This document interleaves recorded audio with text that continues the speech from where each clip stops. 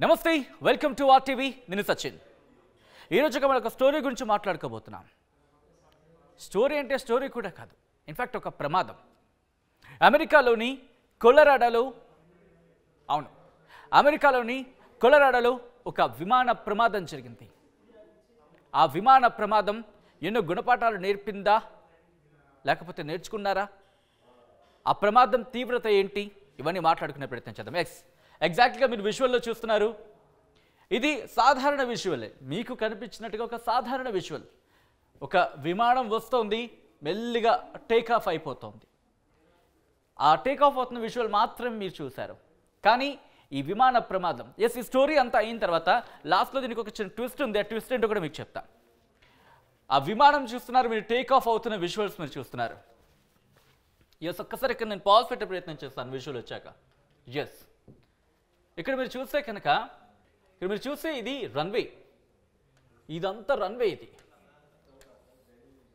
So మన సాధారణంగా రన్వేకి సంబంధించి ఎప్పుడు చూసినా సరే చాలా స్మూత్గా టేక్ ఆఫ్ అవుతూ ఉంటాయి సో ఇలా వెళ్ళి ఇలా మెల్లిగా టేక్ ఆఫ్ అవుతాయి అంటే విమానానికి సంబంధించిన ఆ బాడీ పార్ట్ ఏది కూడా దాదాపుగా ఎక్సెప్ట్ వీల్స్ అవి తప్ప ఇంకేవి కూడా ఏదైతే మార్గం ఉంటుందో వాటికి సూచించింది రన్వే ఆ రన్వేకి టచ్ అనే పరిస్థితి కానీ ఇక్కడ మీరు అబ్జర్వ్ చేస్తే ఎగ్జాక్ట్గా ఇక్కడ మీరు బాగా అబ్జర్వ్ చేస్తే చూడండి రన్వేకి దాదాపు ఎలా టచ్ అయిందో అసలు ఈ ప్రమాదం ఎందుకు జరిగింది ప్రమాదం జరిగిన తర్వాత ఏమైనా జరిగిందా ఆ విమానానికి సంబంధించిన డ్యామేజ్ అయిందా ఇది కూడా మాట్లాడుకుందాం అసలు ఎందుకు జరిగింది ఎక్కడ జరిగింది ఏ ఎయిర్పోర్ట్ కూడా మనం మాట్లాడుకుందాం ఇన్ఫ్యాక్ట్ ఇది వచ్చేసి యంపా వ్యాలీ ఎయిర్పోర్ట్లో జరిగింది అసలు ఎందుకు ఈ ఎయిర్పోర్ట్లో జరిగిందంటే కనుక ఇక్కడ ఎయిర్ ట్రాఫిక్ కంట్రోల్ అనేది లేదు అవును ఏటీసీ ఎయిర్ ట్రాఫిక్ కంట్రోల్ అనేది మాట్లాడుకుంటూ ఉంటాం మనం ఇక్కడ ఎయిర్ ట్రాఫిక్ కంట్రోల్ అనేది లేదు దీంతో ఈ రన్వేకి సంబంధించి వచ్చే ఏ విమానం అయినా సరే కమ్యూనికేట్ చేసుకుంటాయి కోఆర్డినేట్ చేసుకుంటాయి అలాగే ఇవి ఇక్కడ రన్వే మీద దిగాలి సో ఇది ఈ ప్లేన్ వచ్చేసి జెట్ బ్లూ 1748 జెట్ బ్లూ 1748 అసలు ఎందుకు ఇది ఒక్కసారిగా ఈ టేక్ ఆఫ్ ఇలా తీసుకుంది అంటే కనుక ఇక్కడ అసలైన కిటుకుంది ఇక్కడ పైలట్ చాలా చాకచక్యంగా వ్యవహరించారు ఎందుకు ఎలా అనేది ఇప్పుడు మీకు వివరించే ప్రయత్నం చేస్తాను ముందుగా మనం చెప్పుకున్నట్టు ఈ ఎయిర్పోర్ట్ యంపా వ్యాలీ ఎయిర్పోర్ట్లో కోఆర్డినేట్ చేసుకోవాలి ఇక్కడ ఏటీసీ లేదు మనం ముందుగా చెప్పుకున్నట్టు ఎయిర్ ట్రాఫిక్ కంట్రోల్ లేదు కాబట్టి ఇటు నుంచి వచ్చే విమానాలు అటు నుంచి వచ్చే విమానాలు అప్పటికి గాల్లోనే చాలా విమానాలు ఉన్నాయని చెప్పి కాస్త ఇన్ఫర్మేషన్ ఉంది ఒకసారి దీని గురించి మాట్లాడుకునే ప్రయత్నం చేద్దాం ట్విస్ట్ ఏంటంటే ఇక్కడ రన్వే నేను మీకు గీసి చూపించే ప్రయత్నం చేస్తాను సపోజ్ ఇది రన్వే అనుకుందాం ఇది రన్వే అనుకుంటే రన్వే ఇలా ఉంది కదా ఇక్కడ మనకి ఈ జెట్ ప్లేన్ వెళుతోంది ఈ డైరెక్షన్లో ఇలా ఈ రన్వే మీద నుంచి హ్యాపీగా మూవ్ ఆన్ అయిపోయి వెళ్ళిపోవచ్చు కానీ ఇక్కడ అసలైన ట్విస్ట్ ఉంది ఇక్కడ అసలైన ట్విస్ట్ ఏంటంటే ఇది కాస్త మీకు క్లియర్గా లేదు కదా నేను కాస్త ఇక్కడ గీసి చూపించే ప్రయత్నం చేస్తాను ఇది కనుక రన్వే అనుకుంటే సరే ఎక్కడంటే నేను ఇక్కడే మీకు చూపించే ప్రయత్నం చేస్తాను ఈ రన్వే మీరు చూస్తున్నారు జెట్ బ్లూకి సంబంధించి 1748 ఉంది అయితే ఇది టేక్ ఆఫ్ తీసుకోవాల్సిందా అంటే స్మూత్ టేక్ ఆఫ్ తీసుకోవాల్సిందా ఎందుకు అంత రఫ్ టేక్ ఆఫ్ తీసుకుందంటే కనుక ఇదే రన్వే మీదకి మరొక ప్లేన్ ల్యాండ్ అవ్వబోతోంది అవును అదొచ్చేసి కింగ్ ఎయిర్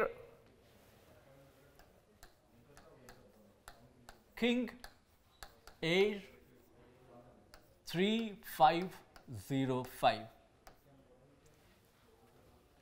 అది కూడా దీని మీదకి వస్తుంది ఇఫ్ ఐఎమ్ నాట్ రాంగ్ ఇది రన్వే 10 అనుకుంటా నెంబర్ ఎగ్జాక్ట్గా గుర్తుకు రావట్లేదు కానీ విషయం ఏంటంటే ఒకే రన్వే మీదకి రాబోతున్నాయి అనే విషయం వీళ్ళు కోఆర్డినేట్ చేసుకున్నప్పుడు తెలుస్తుంది చాకచక్యంగా వ్యవహరించారు చాలా చాకచక్యంగా ఎందుకు ఈ మాట అంటున్నానంటే కనుక ఇది టేక్ ఆఫ్ అవుతున్న టైంకి ఇది ల్యాండ్ అవుతున్న టైంకి ఎంత డిస్టెన్సో తెలుసా? గెస్ చేయండి. కేవలం 4 కిలోమీటర్లు మాత్రమే డిస్టెన్స్ ఉంది. ఈ 4 కిలోమీటర్ల దూరంలోనే ఈ రన్వే మీదకి వెళుతూ ఉండగా సపోజ్ ఆ జెట్కి సంబంధించి దానికి నిర్దేశించింది ఇలా అనుకుందాం, ఈ డైరెక్షన్లో వెళ్ళాలి, స్మూత్గా ఇలా వెళ్ళి ఇక్కడెక్కడో టేక్ ఆఫ్ తీసుకోవాలనుకుందాం, జెట్ బ్లూ.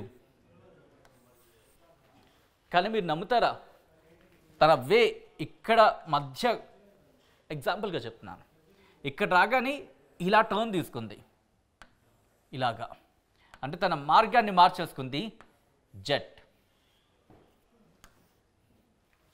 అవును, ఇది చాలా ప్రమాదానికి దారితీస్తుందని చెప్పుకోవాలి. చాలా రిస్క్ చేశాడు. ఇక్కడికి పైలట్ చాలా చాకచక్యంగా వ్యవహరించాడు. ఒకవేళ ఇంత చాకచక్యంగా వ్యవహరించబోయి ఉంటే ఈ ప్లేన్కి డ్యామేజ్ జరిగేది, ఇటు నుంచి వచ్చే ప్లేన్కి డ్యామేజ్ జరిగేది, రెండు క్రాష్ అయ్యేవి, కొన్ని వేల మంది ప్రాణాలు పోయేవి. సో అటువంటి పరిస్థితి. ఎందుకంటే ఇక్కడికి దీనికి సంబంధించి ఇంకా ముందు మాట్లాడుకునే ప్రయత్నం చేద్దాం. అయితే ఏంటంటే నేషనల్ ట్రాన్స్పోర్ట్ సేఫ్టీ బోర్డ్ ఈ రిపోర్ట్ని వెల్లడించింది. ఈ ప్రమాదానికి సంబంధించి ఏం చెప్పిందంటే, రెండు కూడా Denver air route traffic control centre వాటితో కోఆర్డినేట్ చేసుకొని, ఎందుకంటే దీనికి ఎయిర్ ట్రాఫిక్ కంట్రోల్ లేదు ఈ ఎయిర్పోర్ట్కి. అయితే ఇవన్నీ కోఆర్డినేషన్ కూడా ఎక్కడి నుంచి చేసుకుంటాయండి? ఎక్కడిగా air route traffic control center ARTC నుంచి, ఇన్ఫ్యాక్ట్ డెన్వర్లో ఉంది, అది అక్కడ కోఆర్డినేట్ చేసుకుంటాయి. అయితే ఇక్కడ ఇంకొక ట్విస్ట్ ఉంది, ఆ ట్విస్ట్ కూడా మీకు చెప్పే ప్రయత్నం చేస్తాను. ఇదంతా జరిగింది ఈ రన్వేకి సంబంధించి, ఇదిలా క్రాస్గా, అంటే తన డైవర్షన్ తీసుకొని రూట్ మళ్ళీపోయింది, అంటే ఇలా టేక్ ఆఫ్ అవుతూ అటువైపు వెళ్ళిపోయింది. ఇంకా ఎగ్జాక్ట్గా చెప్పాలంటే సపోజ్ ఇలా వెళ్ళాలి కదా దీని రన్వేకి, కానీ ఇలా వెళ్ళట్లేదు. చూడండి, మధ్యలోనే ఇది గాల్లోకి ఎగిరిపోయింది. అంటే తను ఈ రన్వేలో వెళ్లాల్సింది కాకుండా మధ్యలోనే ఎగిరిపోయింది.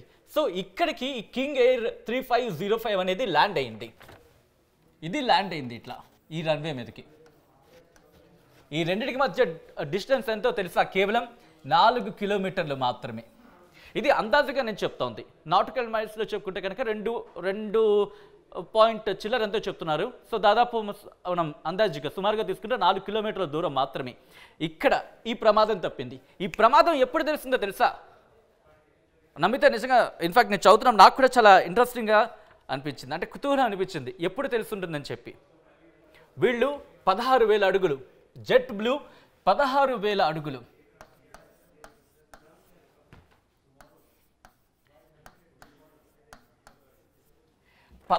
అడుగులు పైకి ఎగిరిన తర్వాత, 16,000 అడుగుల పైకి వెళ్ళిన తర్వాత అప్పుడు డెన్వర్ వాళ్ళకి చెప్పారు.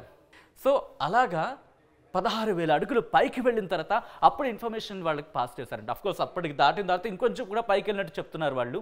సో అక్కడికి వెళ్ళిన తర్వాత 16,000 అడుగులు పైకి వెళ్ళిన తర్వాత డెన్వర్కి చెప్పారన్నమాట, ఈ ఘటన ఇలా జరిగిందని చెప్పి. వాళ్ళు వెంటనే అలర్ట్ అయిపోయి, బాబా మీరు అంతకన్నా ఎక్కువ వెళ్ళకండి, మీరు అర్జెంట్గా కిందకు వచ్చేయండి అని చెప్పి 10,000 కిలోమీటర్లు అరౌండ్ కొంచెం పైకి వెళ్ళిన తర్వాత వచ్చిందంటే, అంటే ఈ జెట్ బ్లూ ఏదైతే ఉందో అది ఫోర్ట్ లాడర్డేల్ అనే ఒక వేరే ప్రాంతానికి వెళ్ళాలి. దాన్ని ఏం చేశారంటే డెన్వర్కి డైవర్ట్ చేశారు.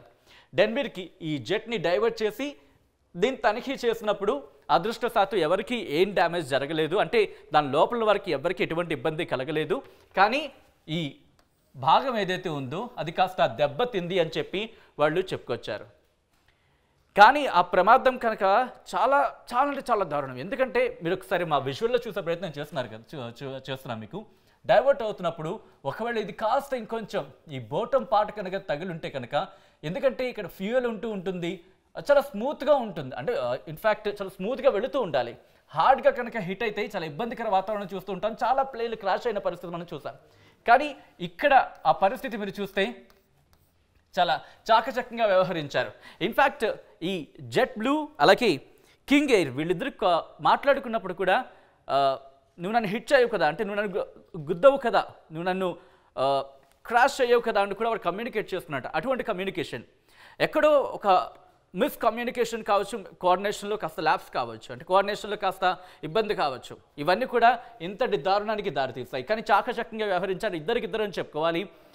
సో ఇటువంటి పరిస్థితి తర్వాత ఇన్ఫ్యాక్ట్ అప్పుడు ఇక్కడ ఇంకో ట్విస్ట్ ఏంటంటే, మల్టిపుల్ ఎయిర్ క్రాఫ్ట్స్ ఉన్నాయని చెప్పి యూనివర్సల్ కమ్యూనికేషన్ ఫ్రీక్వెన్సీ యూనికామ్ హెచ్చరించింది వీళ్ళకి. ఆ హెచ్చరికల నేపథ్యంలో వీళ్ళు అలర్ట్ అయ్యారు, మాటిమాటికి కమ్యూనికేట్ చేసుకున్నారు. ఆ కమ్యూనికేషన్లో భాగంగానే సేవ్ అయ్యారనే చెప్పుకోవాలి. సో ఇదంతా అయిన తర్వాత అసలు ఏం జరిగింది అంశానికి సంబంధించి ఎంక్వైరీ స్టార్ట్ అవుతాయి. నేషనల్ ట్రాన్సిట్ సేఫ్టీ బోర్డ్ ఒక రిపోర్ట్ ఇచ్చింది. ఆ రిపోర్టు ప్రకారం ఈ ఘటనకు సంబంధించి డీటెయిల్స్ అన్నీ బయటకు వచ్చాయి. ఇది ఏ ఎయిర్పోర్ట్లో జరిగింది, ఎప్పుడు జరిగింది, ఎందుకు జరిగింది, దాన్ని ఎలా అక్కడ పైలట్స్ హ్యాండిల్ చేశారు. ఒక విజువల్, సింపుల్ విజువల్ అయి ఉండొచ్చు, కానీ దీని వెనకాల ఎంత పెద్ద కథ ఉందో చూసారా. ఇన్ఫ్యాక్ట్ ఇది విమాన ప్రయాణానికి సంబంధించి ఒక చరిత్రలో ఒక భాగంగా నిలిచిపోతుంది. ఎందుకంటే ఎయిర్ ట్రాఫిక్ కంట్రోల్ లేనప్పుడు కూడా కోఆర్డినేట్ చేసుకొని, కమ్యూనికేట్ చేసుకొని, అఫ్కోర్స్ అప్పటికే హెచ్చరికలు ఉన్నప్పటికీ ముందొస్తున్న ప్రమాదాన్ని గుర్తించి తన టేక్ ఆఫ్కి సంబంధించి ఆ వే ఏదైతే ఉంటుందో దాని నుంచి వెంటనే టేక్ ఆఫ్ తీసుకోవడం ఒక చరిత్రలో నిలిచిపోయే ఘటన చెప్పుకోవాలి. మీకు నేను చెప్పాను లాస్ట్లో ట్విస్ట్ ఉంటుంది ఏంటని చెప్పి.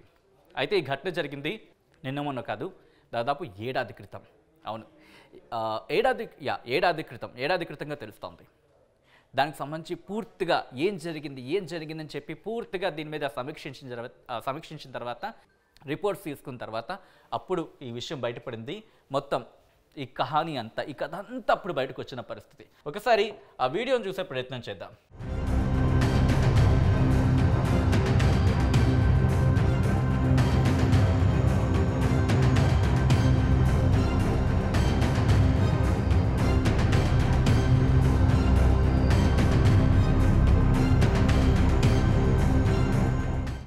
కొలరాడోలో జరిగిన విమాన ప్రమాదానికి సంబంధించి అదృష్టవశాత్తు ఆ విమానంలోనే ఎవ్వరికీ ఏం కాలేదు, కాస్త విమానానికి మాత్రం కాస్త డ్యామేజ్ అయిందని చెప్పి అధికారులు చెప్తున్న పరిస్థితి. సో ఒక్కసారి ఇలాంటి ఘటన చూసినప్పుడు పైలట్లకు సంబంధించి వాళ్ళు ప్రెజెన్స్ ఆఫ్ మైండ్ కావచ్చు, లేకపోతే వాళ్ళ సత్తా ఏంటి అనేది మరొకసారి చూపించుకోండి. ఎందుకంటే ఆ టైంలో వాళ్ళు ఆలోచించే ఒక్క ఆలోచన ఎంతోమంది ప్రాణాలు నిలిపేస్తూ ఉంటుంది, ఎంతోమంది ప్రాణాలు ఇబ్బందిగా మారిపోతున్న పరిస్థితి చూస్తూ ఉంటాం. సో ఒక్కసారి ఆ పైలట్కి సంబంధించి మీరేమనుకుంటున్నారు, అండ్ ఆ పైలట్కి సంబంధించి ఎంత చాకచక్యంగా వ్యవహరించుంటారు ఆలోచించండి ఒకసారి కదా. సో మీకేమనిపిస్తుంది, ఆ పైలట్కి సంబంధించి మీరేమంటారు? మీ ఒపీనియన్ కామెంట్స్లో షేర్ చేయండి. అండ్ ఈ ఇంట్రెస్టింగ్ స్టోరీ కనుక మీకు నచ్చినట్టయితే లైక్ చేయండి, కమెంట్ చేయండి, అండ్ ఇంకో 10 మందికి షేర్ చేసేలా ట్రై చేయండి. Keep watching, stay tune to RTV. మరిన్ని వీడియోస్ కోసం ఛానల్ని సబ్స్క్రైబ్ చేయండి, లేటెస్ట్ అప్డేట్స్ కోసం వాట్సాప్ ఛానల్ని ఫాలో చేయండి, అండ్ లింక్ డిస్క్రిప్షన్లో ఉంది.